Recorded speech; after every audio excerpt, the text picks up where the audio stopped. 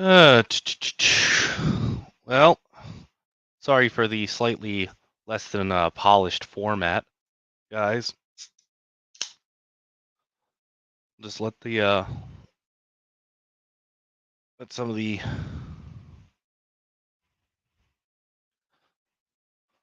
some of the people come in. I'm gonna turn that off, mute that, and let's get back here. Do we have anyone showing up? Mm.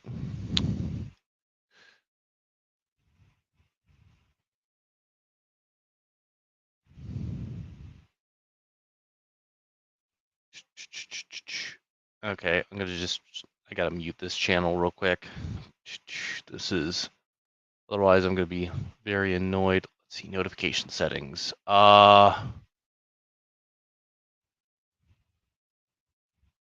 Mute for an hour. Okay, done. Okay, so the reason why I did it, and we have our one viewer, the reason why I'm changing up this format slightly is partially because of family obligations. So can't really do my normally longer form content. And also I would like to experiment slightly.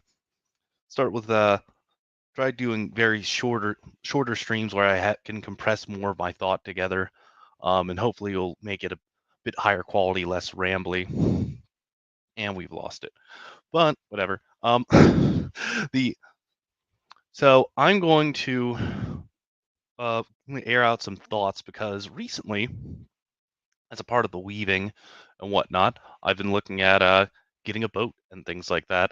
And we recently formed the Golden Squadron with some other boat enthusiasts and whatnot, people that have access to boats or own them or are going to own them.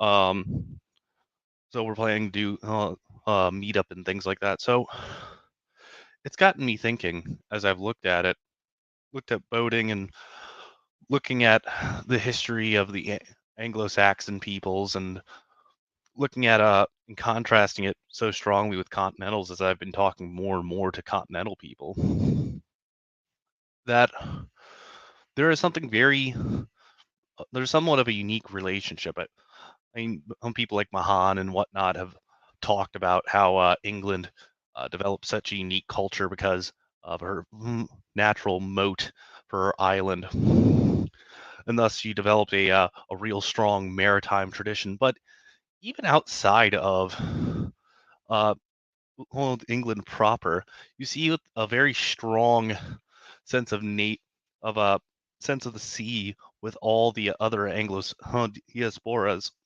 So, for example, if you were to look at the most prestigious sailing event in the world, it's the America's Cup. Um, and if you look at who crews it, even though there is technically a Japanese team with a Japanese citizen and an ethnic one at that, uh, if you look at the rest of the crew, because they allow it, you don't have to be from that home country, and it's all stuffed with Kiwis, Aussies, Brits, and Americans. So, so there's something very extra interesting that kind of also piques my interest uh, in terms of other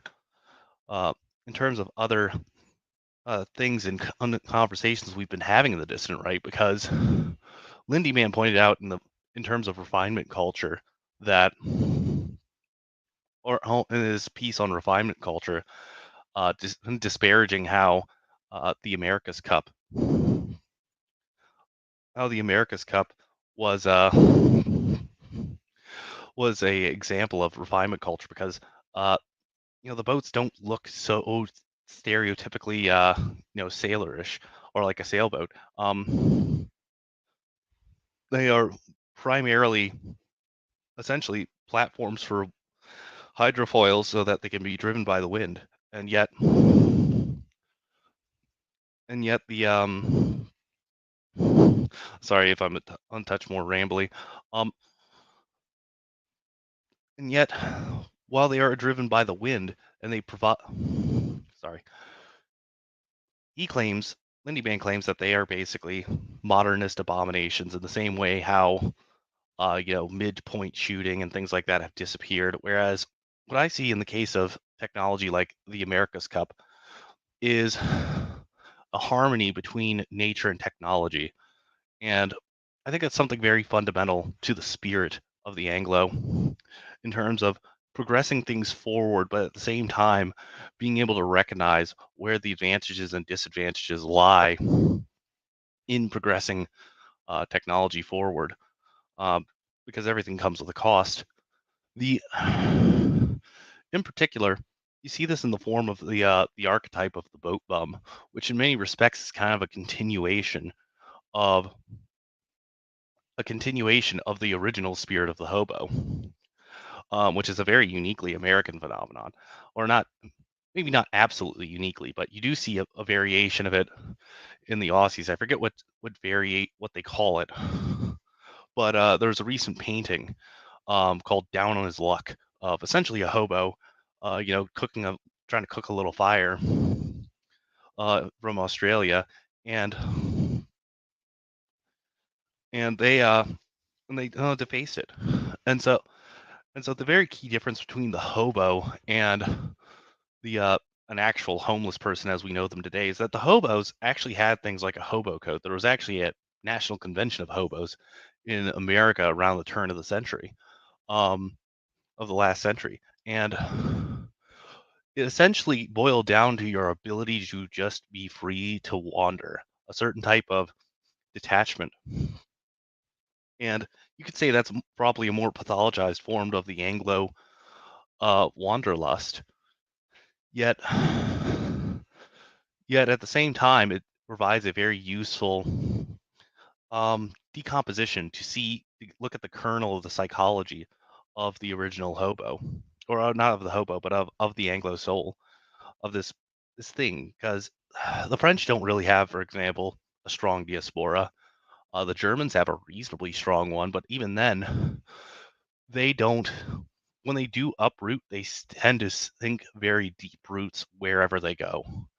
You can see this in the contrast between what the Anglo pioneers did and what the German pioneers did.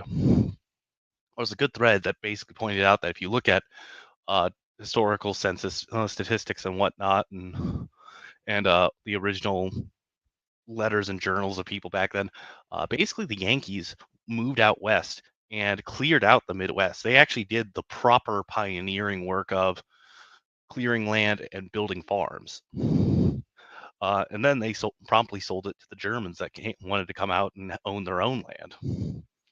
And the Germans replicated their uh, their obsession with land from the old country and continually subdivided plots and things like that among their kids.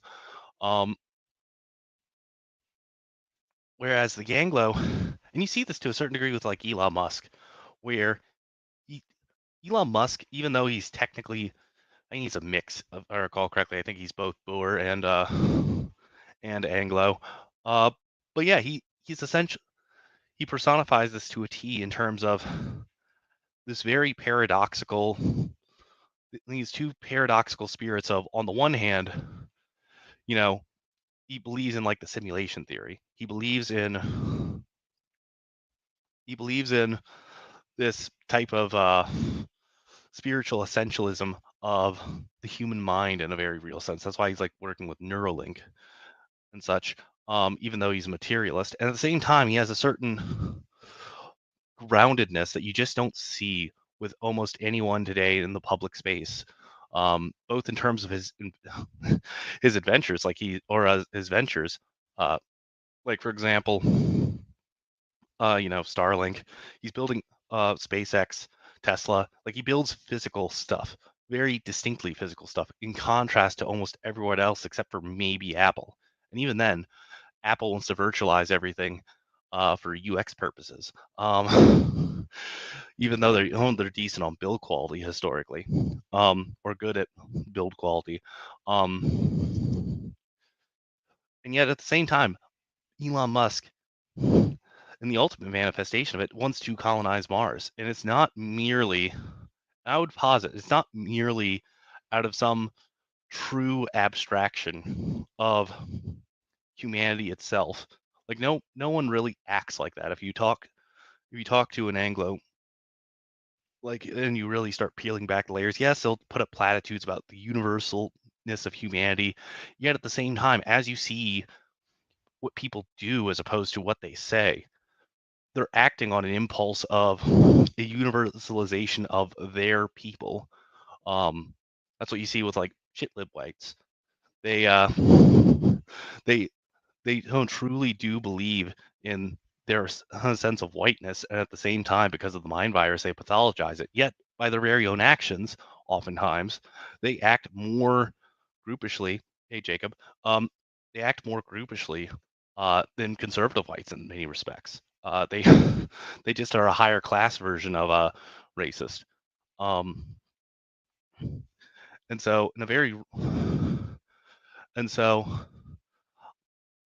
this kind this has been slightly all over the place, but I'd like to tie it all up together with thinking about how we could very intentionally tap into this, at least as Americans, um, in the form of, as I'm looking at, traveling around my area and potentially looking at seeing what weekenders are possible and things like that, utilizing the fact, utilizing the social capital building potential of this somewhat antiquated yet at the same time still relevant form of transport. Um, because well, boats are naturally they're just a movable place around which people can gather and naturally are an activity which everyone can work together as a team. You can both party, have a work party, or work together all towards a common task.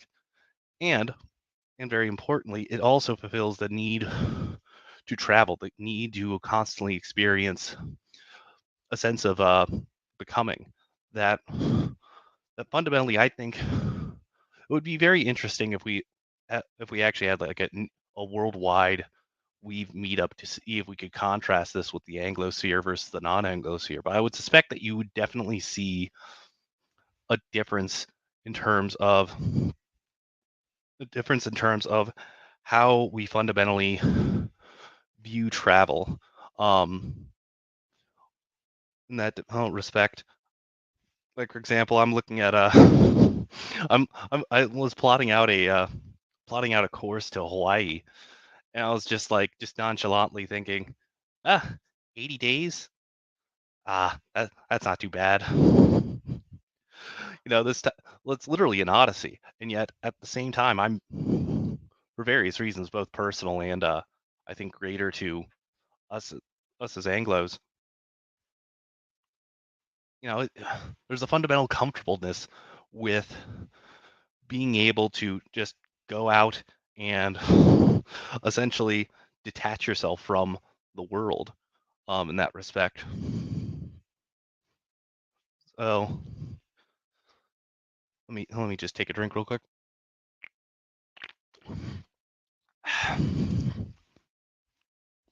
So you can I think it will be very interesting to see how this how things play out with the fall of the car in terms of psychology and impact. Like I could very easily see, people in continental Europe and just about everywhere really kind of not caring if they lose the ability to drive cars. Like it's already a thing in Germany that driving a car is kind of like getting a pilot's license in terms of cost and effort. I think it costs like 2,000 euros or something ridiculous like that in order and lots of driving in order to get a driver's license in Germany. Whereas in America, in the same way that boats were so important, the independence and autonomy of a car took to us in a very distinct way compared to the just about anywhere else. Like we literally had genres of music dedicated to the car. Um, you know, birth, you're the birthplace of things like the drive-through, drive-in movies, theaters, and things like that. Which that reminds me, actually, I should probably schedule Weave come summer for one of the few drive-in theaters near us. Anyway, just a little note there. The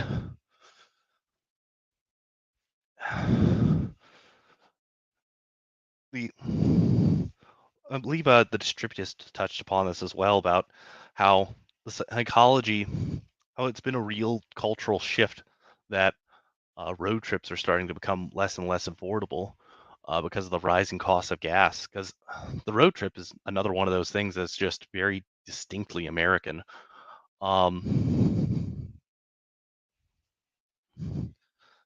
I've all, I personally think that at least as at least in America, there will be a balkanization on DOT standards. Like I know the feds will try.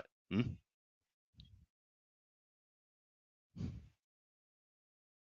Thank, thank you, Jacob. My mind's a touch chaotic, a bit sleep deprived. I just wanted to get out something for keep a consistent essay or a consistent sort of output. Just get something out for the stream and iterate and improve. You know, you want to keep the habit, keep the rhythm going.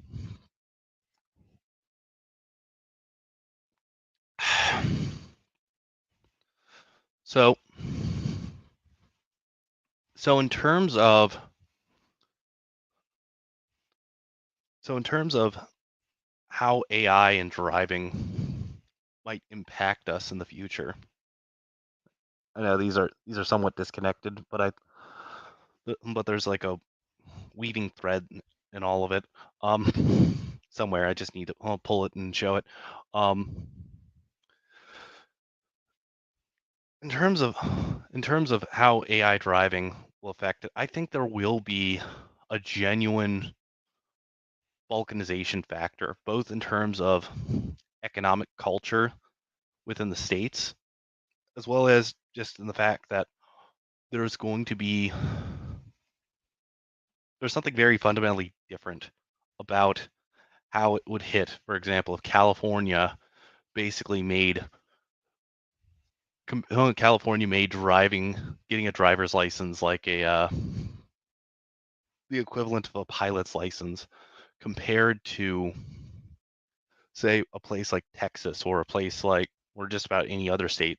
There's probably a handful of blue states where you could get the state level government like New York, maybe New Jersey, compared to the much more populated by the historical American nation states. Because even if you look at how even if you look at how long they've hung on to in certain states for things like self-pumping gas, ironically New Jersey, or self-serve stations, ironically New Jersey is one of them. The the fundamental change in the nature of ownership that would be necessary to go through that from a legislative standpoint, I could see people being kind of like wafted away to a certain degree by having what Uber's trying to go for, which is driverless taxis. Um, and definitely for states that want to try to would want to essentially make that as a package deal as a part of electrification of the fleets. Like that California is already doing that. It's already set to do that with trucks. Oh my gosh, like they really screwed themselves over with that mandate. Um,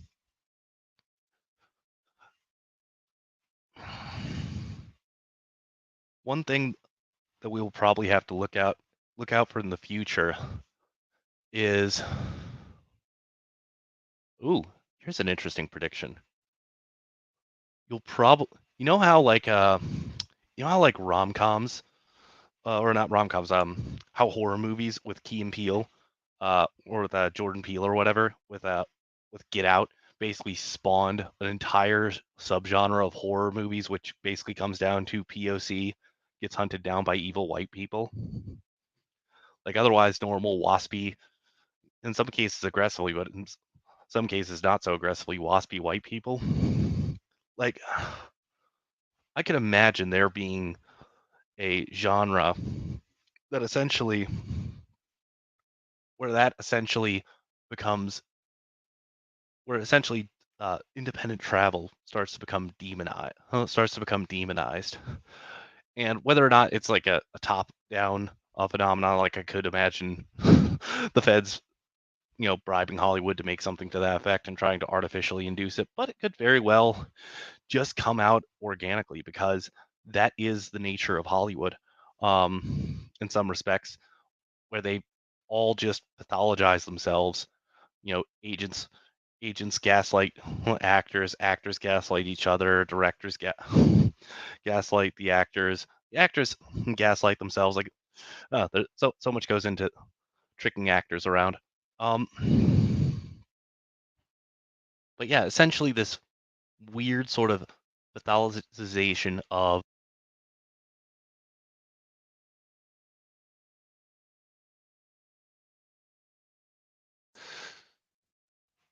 Oh, sorry, headphones move out again.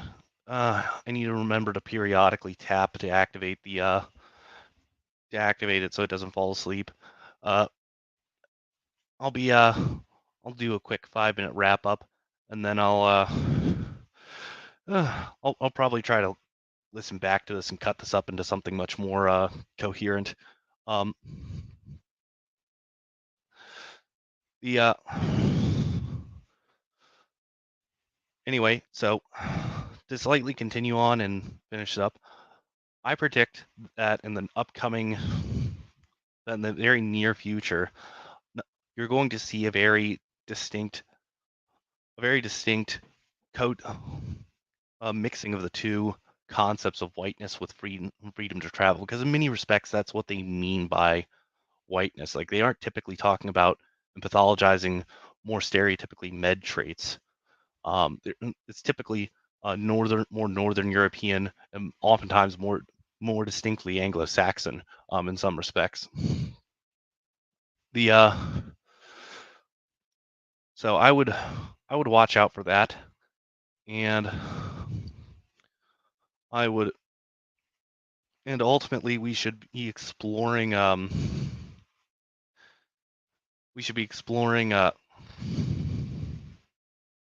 uh essentially different and alternative modes of travel that are fundamentally um anti-fragile in nature. That's the other great thing about sailing. Um in the end, if you have wind, you're just able to move, and you can move to just about anywhere in the world. Um And of course, there are other little interesting niches where you can explore independence of travel, even on a budget. For example, ultralight aircraft. Spend a couple $1,000s, and as long as you're not in a major metropolitan area, and or near like a military base or something like that, you can fly anywhere you want during the day, and the FAA just won't care. Of course, I would recommend take classes because flying an ultralight is dangerous because smaller the plane, uh, the more subject to wind forces and things like that it is. It's a pretty dangerous thing relative to regular private piloting, but it's costs about as much as to run as a lawnmower, and it costs about as much as a cheap little crotch rocket. The difference is you're flying up in the air. So so if we can master these means of uh, um, I'm sorry guys, my brain's beginning to really give out. I need to I got to cut this broadcast short. Well, I kept to my obligated schedule, roughly speaking. I'll probably private this afterwards and cut it up and redo it into something much more compelling and coherent. Thank you, Jacob, for showing up, and have a good day.